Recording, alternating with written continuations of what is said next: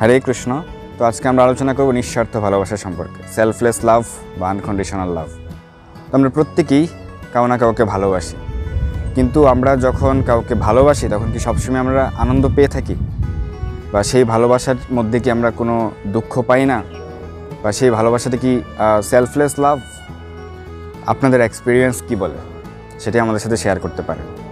তবে আজকে আমরা শাস্ত্র এবং আচার্যদের যে এক্সপিরিয়েন্স সেটি আপনাদের মাঝে শেয়ার করব। তো চৈতন্য চরিতামৃতে বলা হয়েছে, আত্মেন্দ্রিয় প্রীতিবাঞ্ছা তারে বলে কাম, কৃষ্ণেন্দ্রিয় প্রীতিবাঞ্ছা ধরে প্রেমানাম। যখন আমরা আমাদের নিজেদের প্রীতির জন্য প্রচেষ্টা করব, আমাদের মনের জন্য, আমাদের বুদ্ধির জন্য, আমাদের মনের সুখ, বুদ্ধির সুখ, আমাদের দেহের সুখ, আমাদের ইন্দ্রিয়ের সুখের জন্য প্রচেষ্টা করব, সেটি হচ্ছে কাম। শুধু সেরকম না যে শুধু যৌন বাসনা করা, যৌন সুখ উপভোগ করা সেটি হচ্ছে কাম, সেরকমটি শুধু নয়। আমরা দেহের জন্য, মনের জন্য, আমাদের ইন্দ্রিয়ের সুখের জন্য, আমাদের ইন্দ্রিয় সন্তুষ্টির জন্য আমরা যে কার্য করব বা যে কার্য করার প্রচেষ্টা করব সেটিই কাম। আর ভগবানের সন্তুষ্টির জন্য, ভগবানের প্রীতির জন্য আমরা যে কর্ম করব, যে সার্ভিস আমরা করব ভগবানের সন্তুষ্টির জন্য, সেটি হচ্ছে প্রেম, সেটি হচ্ছে শুদ্ধ ভালোবাসা, পিওর লাভ। আর আমরা যেটি করছি আমাদের সন্তুষ্টির জন্য, আমাদের দেহের, মনের, বুদ্ধির, ইন্দ্রিয় সন্তুষ্টির জন্য, সেটি হচ্ছে কাম, লাস্ট। সেটি কখনো ভালোবাসা নয়, লাভ নয়। তো আমরা যখন কাউকে ভালোবাসি আমরা বলি আই লাভ ইউ। কেন আমরা আই লাভ ইউ বলি? কারণ আমরা বলতে পারি না যে আই লাস্ট ইউ, সে কারণে আমরা বলি আই লাভ ইউ। এবং একটা সময় কি হয়, আমাদের ব্রেকআপ হয়ে যায়, ডিভোর্স হয়ে যায়। Why breakup? Because no taste is remaining. হয়তো আমি যাকে প্রপোজ করেছিলাম, ভালোবেসেছিলাম, তার মাঝে এরকম কিছু স্পেশালিটি আমি পেয়েছিলাম যে সেই কারণে তাকে আমি ভালোবেসেছিলাম। এখন আর সেই টেস্ট আমি পাচ্ছি না, সেই কারণে আমি তাকে বলছি যে তুমি তোমার পথে চলে যাও, আমি আমার পথে চলে যাচ্ছি। সেরকমটি আমাদের বাস্তব জীবনে হচ্ছে, সেরকমটি কিন্তু ঘটছে আমাদের চারপাশে সকলের মাঝে। কেন হচ্ছে?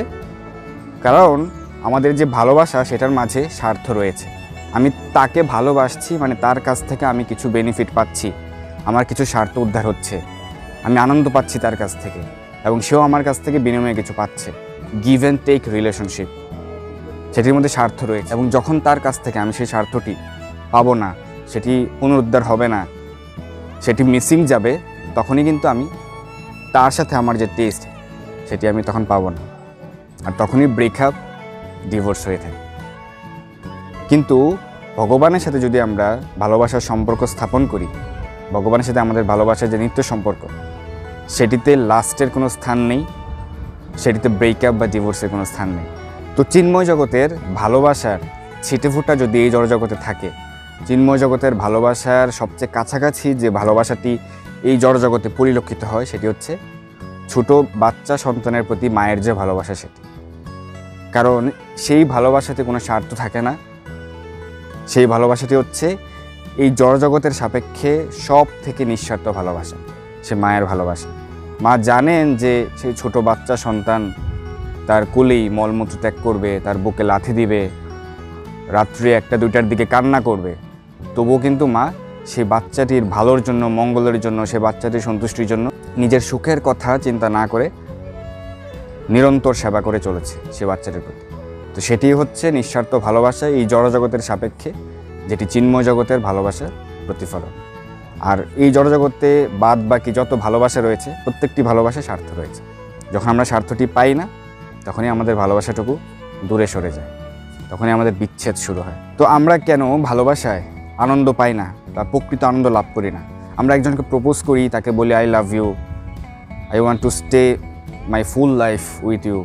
আমরা তার সাথে পুরোটি জীবন, সারাটি জীবন কাটাতে চাই, কারণ তাকেই ভালোবাসি, তার কাছ থেকে আমরা আনন্দ পেয়ে থাকি। কিন্তু একটা সময় গিয়ে মনে হয় যে আমি ভুল করেছি, আমি যে সিদ্ধান্তটা নিয়েছিলাম সেটি ভুল ছিল, তার কাছ থেকে আমি প্রকৃত আনন্দ পাই না।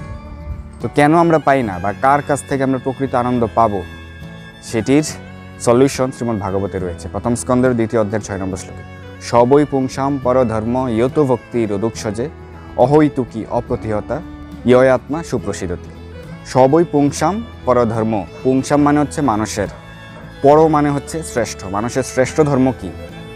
ইয়ত ভক্তির অদুক্ষজে। অদুক্ষজ বা অদুক্ষজ মানে হচ্ছে আমাদের ইন্দ্রিয়ের ঊর্ধ্বে পরম পুরুষোত্তম ভগবান শ্রীকৃষ্ণ। আমাদের ইন্দ্রিয়লব্ধ যে জ্ঞান, সেই জ্ঞানের ঊর্ধ্বে পরম পুরুষোত্তম ভগবানকে অদুক্ষজ বা অদুক্ষজ বলা হয়েছে। তো সেই অদুক্ষজের সেবা যদি আমরা করি, তাহলে যদি আমরা ভক্তি লাভ করি, সেই ভক্তির ডেফিনিশন বা বৈশিষ্ট্য দেওয়া হয়েছে এখানে অহৈতুকী অপ্রতিহতা। সে ভক্তি হচ্ছে অহৈতুকী, কোনো হেতু ছাড়া, কোনো কারণ ছাড়া, কোনো স্বার্থ ছাড়া, সেলফলেস, আনকন্ডিশনাল এবং অপ্রতিহতা। সেটি কখনো বন্ধ হবে না, সেটি কখনো নিঃশেষ হবে না, সেটি নিত্য, সেটি ইটারনাল, আনস্টপেবল লাভ। তো অহৈতুকী অপ্রতিহতা ইয়য়াত্মা সুপ্রসিদ্ধতি।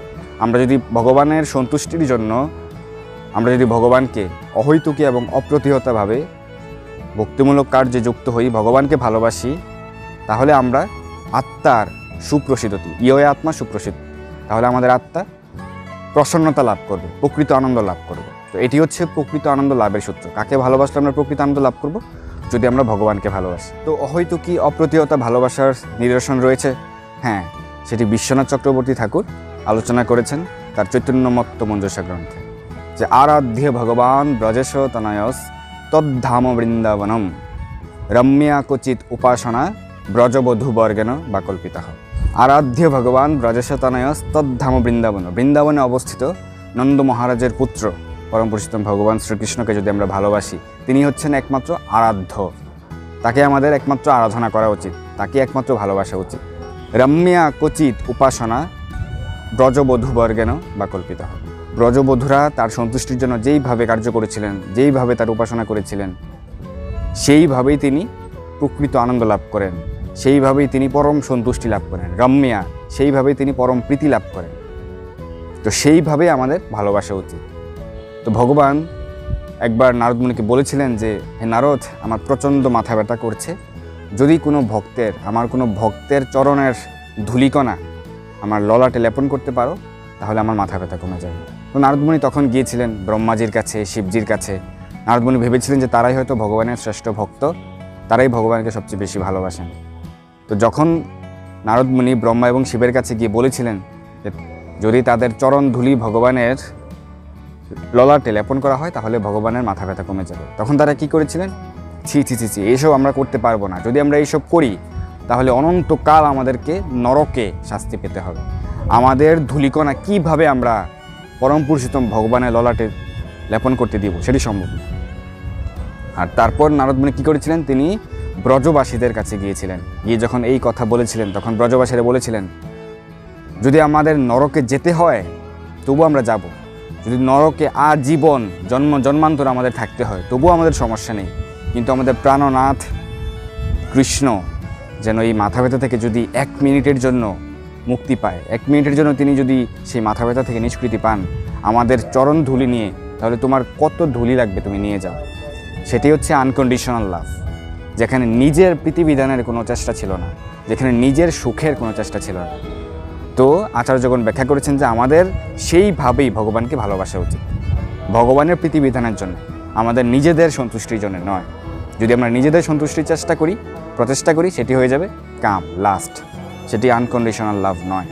তো পরমেশ্বর ভগবান শ্রীচৈতন্য মহাপ্রভু তিনি তো শিক্ষাষ্টকমে উল্লেখ করেছেন যে আশ্লিষ্য বা পাদরতাম পিনষ্টুমাম অদর্শনান মর্মহতাম করতো বা ইয়থা তথা বা বিদধাতু লম্পটু মত প্রাণনাথস্থ সয় বা না পড়া। তো মহাপ্রভু এখানে উল্লেখ করেছেন যে কীরকমভাবে আমাদের ভগবানকে ভালোবাসা উচিত, কীরকমভাবে সারেন্ডার করা উচিত ভগবানের শ্রীচরণ। আশ্লিষ্য বা পাদরতাম পিনষ্টুমাম, এই পাদরতা দাসীকে আপনি আলিঙ্গন দ্বারা পেষণ করুন, অথবা অদর্শনান মর্মহতাম বা অদর্শন দ্বারা মর্মাহতই করুন না কেন, আপনি আমার সাথে যেরকম আচরণই করুন না কেন, আপনি সর্বদাই আমার প্রাণনাথ। তো ভগবান আমাদেরকে অনেক সময় পরীক্ষা করেন। তো ভগবান আমাদের সাথে যেরকম পরীক্ষাই করুন না কেন, যাই করুন না কেন, একমাত্র ভগবানই আমাদের ভালোবাসার বিষয়, একমাত্র ভগবানই আমাদের প্রাণনাথ। সেটাই ছিল ভগবানের প্রতি রাধারানীর প্রেম নিবেদন। শ্রীমতী রাধা ঠাকুরানী তিনি ভগবানকে কীরকমভাবে ভালোবাসতেন, তার প্রার্থনা কী ছিল ভগবানের প্রতি, সেটি মহাপ্রভু এখানে উল্লেখ করেছেন। এইরকমভাবে আমাদের প্রার্থনা করা উচিত। শ্রীল ভক্তিবিনোদ ঠাকুর তিনি উল্লেখ করেছেন যে মানস দেহ গেহ ইউ কিছু মোর অর্পিলু তোয়া পদে নন্দকিশোর। মানস মানে মন, দেহ মানে আমাদের যে দেহ শরীর, গেহ মানে ফ্যামিলি। আমার মন, আমার শরীর, আমার ফ্যামিলি যা রয়েছে, আমি সব কিছু তোমার চরণে সমর্পণ করলাম। সেরকমভাবে আমাদের সব কিছু ভগবানের চরণে সমর্পণ করা উচিত, ফুললি সারেন্ডার করা উচিত ভগবানের চরণ। তো তিনি উল্লেখ করেছেন যে মারবি রাখবি যো ইচ্ছা তোহার, নিত্য দাসপ্রতি তোহা অধিকার। যে তুমি আমাকে মারতেও পারো, রাখতেও পারো, তুমি আমার সাথে যা খুশি তাই করতে পারো, নিত্য দাসপ্রতি তোহা অধিকার। আমি তোমার নিত্য দাস, তো তোমার নিত্য দাসের প্রতি এটি তোমার অধিকার রয়েছে। তো যখন আমরা ভগবানকে এইরকমভাবে ভালোবাসবো, আমাদের নিজেদের সুখের চিন্তা না করে, নিজেদের সন্তুষ্টি চিন্তা না করে, নিজেদের ইন্দ্রিয় পরিতৃপ্তির চিন্তা না করে যখন আমরা ভগবানকে ভালোবাসবো, সেটি হচ্ছে নিঃস্বার্থ ভালোবাসা। এবং এতেই ভগবান পরম সন্তুষ্টি লাভ করবেন আমাদের প্রতি। এবং আমাদের প্রতি ভগবান যখন সন্তুষ্ট হবেন, আমরা ভগবত ভক্তি লাভ করে আমরা ভগবানের ধামে ফিরে যেতে পারব এবং ভগবানের নিত্য সেবায় যুক্ত হতে পারব। কারণ ভগবানকে ভালোবাসা মানে হচ্ছে ভগবানের নিরন্তর সেবা করার প্রচেষ্টা করা, ভগবানের শুদ্ধ ভক্তদের সেবা করা। কারণ আমরা যদি জাগতিকভাবে কাউকে ভালোবাসি, তাকে কিন্তু সেবা করতে হবে। তাকে আমরা একটা সময় সেবা করতেই থাকবো, কিন্তু আমরা তার কাছ থেকে প্রকৃত ভালোবাসা পাবো না, আমরা তার কাছ থেকে যথাযোগ্য যে সম্মান সেটা পাবো না। তখন আমাদের মনে হবে যে আমরা ভুল করেছিলাম। যখন আমরা আমাদের স্বার্থ নিয়ে ভালোবাসবো বা তার স্বার্থ সেখানে থাকবে, জড়িত থাকবে স্বার্থ, সেটা যেহেতু প্রকৃত ভালোবাসা নয়, তো সেই কারণে আমরা এখানে প্রকৃত শান্তি পাবো না। আমরা হয়তো তার প্রতি অনেক সেবা আমরা নিবেদন করব, কিন্তু আমরা কখনোই প্রকৃত শান্তি পাবো না। কিন্তু আমরা সেই সেবাটুকু যদি আমরা ভগবানের প্রতি নিবেদন করি, নিঃস্বার্থভাবে ভগবানকে ভালোবাসি, ভগবানের সেবা করি, ভগবানের শুদ্ধ ভক্তদের সেবা করি, ভগবানের প্রীতি বিধানের চেষ্টা করি, তাহলে আমরা প্রকৃত শান্তি পাবো। এবং সেটি হচ্ছে প্রকৃত ভালোবাসা, নিঃস্বার্থ ভালোবাসা, সেলফলেস লাভ, আনকন্ডিশনাল লাভ। তো সেটিরই প্রচেষ্টা করা উচিত। তো আবারও সকলকে ভালোবাসা দিবসের শুভেচ্ছা। সকলে ভালো থাকুন, সুস্থ থাকুন, আমাদের সঙ্গে থাকুন, সর্বদা কৃষ্ণ ভাবনায় থাকুন। ধন্যবাদ সবাইকে। হরে কৃষ্ণ।